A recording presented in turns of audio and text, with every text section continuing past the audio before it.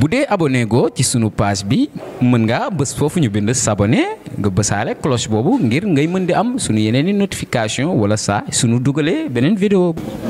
Oui, aujourd'hui c'est le club d'analyse et de suivi budgétaire du département de Saint-Louis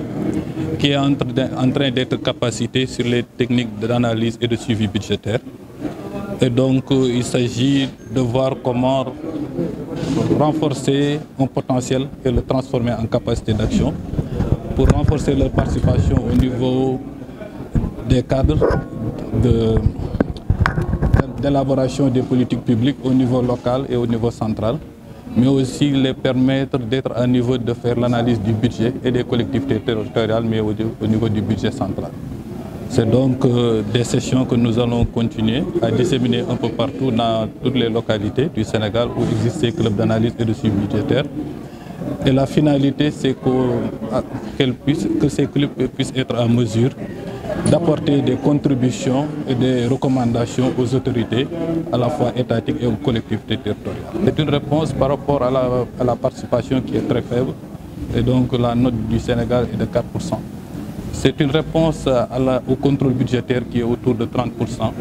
mais c'est également une réponse à la transparence qui est autour de 40%. Voici un certain nombre de défis que nous voulons relever pour arriver à ce qu'il y ait beaucoup plus d'implication des collectivités et des communautés, pour qu'une fois que les politiques publiques au niveau local et au niveau central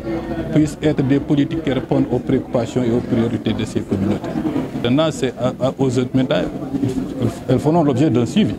Est-ce que les recommandations qui ont été données à ces autorités ont été appliquées? Si oui,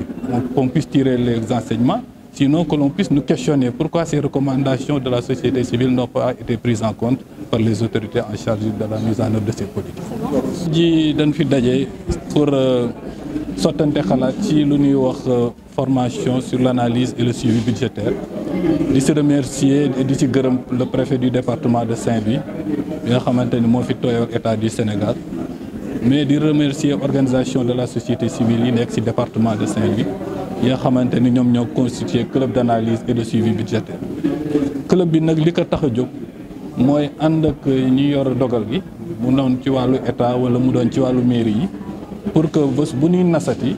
lépp lu jëm ci wàllu budget ñu mën ci boole communauté yi mën a xam lan mooy seen ay bëgg-bëgg, comme ça bés bu di exécuter budget bi mu doon budget boo xamante ni dina efficace, donc dina ñëw ci nga xamante ni moom la ko kii jiitaloo askan bi. Beneen bi nga xamante ni mooy njëriñu commune bi club bi mooy que ni lépp loo xamante ni tiré na ko comme conclusion daf koy def un document boo xamante ni da koy jox autorité administrative yi, fas yéene tamit gunge leen ci suivi bi, xool ndax recommandation yooyu nekk na ay recommandation yu efficace. Di nga xamante ni tiré nañ ko ci comme lu nekk lu baax ñu mën ko disséminer ci yeneen localités yi. Li nga xamante ni am na ay rëq-rëq ñu continuer ñoom ñu xool ndax c'était des recommandations pertinentes wala ndax waruñu ko changer waat. Li mooy que ni ñu gën a di bàyyi xel communauté yi acteurs yi ci bés bu ñuy nos ak bu ñuy nocc, parce que bu ñuy defati budget ñu mën leen di impliquer mais di jëlaale seen xalaat, bu ñuy exécuter ñu mën leen ci boole, bu ñuy évaluer ñu mën leen ci boole, comme ça mu doon un budget qui est humanisé et un budget qui est sociabilisé. Ndaxte warul nekk élément boo xamante ni dafay nekk rek pour ñi nga xam ne experts yi la, mais budget tey war na dem ba toll foo xamante ni ku nekk bu ko liiree woon si mën a comprendre xool ndax moom ay bëgg-bëggam jëkk nag gis na boppam ci budget bi nga xamante ni ñi ma fal moom la ñuy exécuter. Aujourd'hui, nous sommes venus prendre part à cette session de formation des organisations de la société civile sur l'analyse et le suivi budgétaire. C'est une session qui vient en son heure, dans la mesure où les autorités n'ont cessé de montrer l'importance du suivi budgétaire, de la redevabilité, de la transparence dans la gestion des affaires publiques.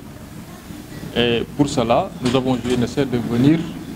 et encourager ces organisations de la société civile,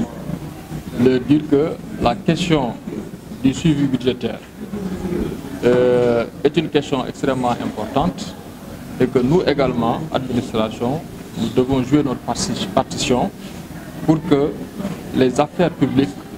soient gérées de manière optimale. Et vous avez parlé de budget programme, parce que quand on parle de budget programme, il faut noter qu'il s'agira donc d'un cycle d'activités à dérouler et que les organisations de la société civile ne doivent pas être en reste par rapport à ce suivi. Et pour cela, il faut que ces organisations soient outillées pour qu'elles puissent savoir comment est élaboré le budget, qu'est-ce qu'il faut pour que l'on puisse dire que le budget a été exécuté de manière transparente et que vraiment, par rapport au compte, il n'y a pas d'observation négative à formuler par rapport à la gestion budgétaire. Et pour cela, il faut que ces organisations soient outillées et qu'elles puissent vraiment participer aux phases d'élaboration des budgets. Nous sommes ici à Saint-Louis, donc nous avons des collectivités territoriales, nous avons les communes qui sont là, nous avons le conseil départemental. Et il est marquant de constater qu'à l'occasion des sessions d'élaboration des budgets, on ne voit pratiquement pas les organisations de la société civile, bien elles sont sous-représentées. Alors que les sessions d'élaboration du budget, c'est des sessions qui ne sont pas fermées et que le citoyen peut participer. Mais pourquoi on ne voit pas le citoyen? Peut-être que le citoyen n'est pas bien sensibilisé sur son rôle en tant que citoyen qui doit vraiment participer à l'effort de transparence dans la gestion des affaires publiques. Ce qu'il faut noter, c'est que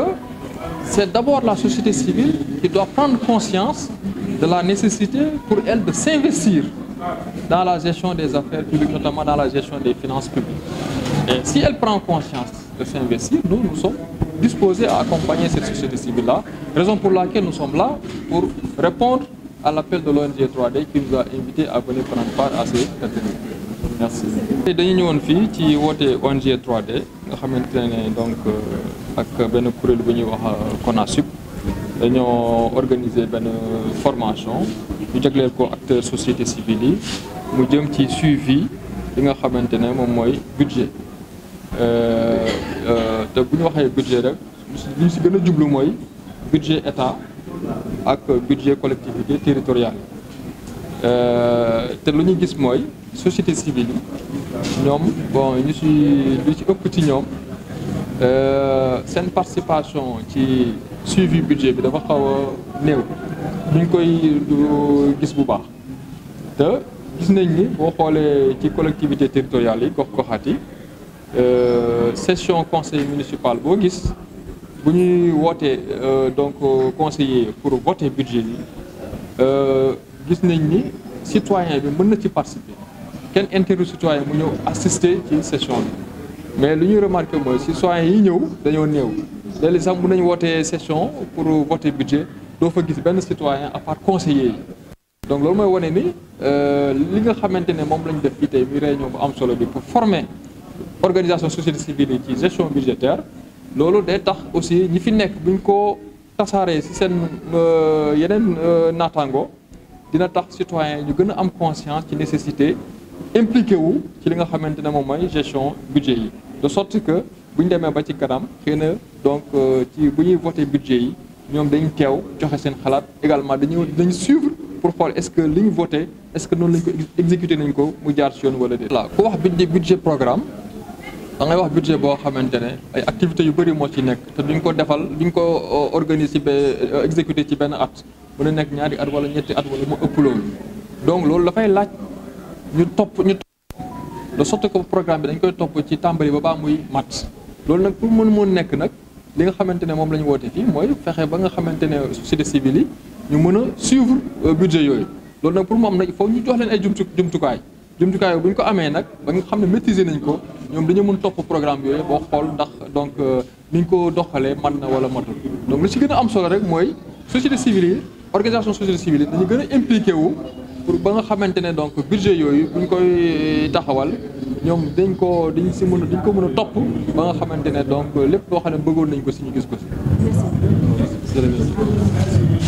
bu dee abonné go ci sunu page bi mën ngaa bës foofu ñu bind s'abonner nga bësaale cloche boobu ngir ngay mën di am sunu yeneen i notification wala saa sunu dugalee beneen vidéo bu bees.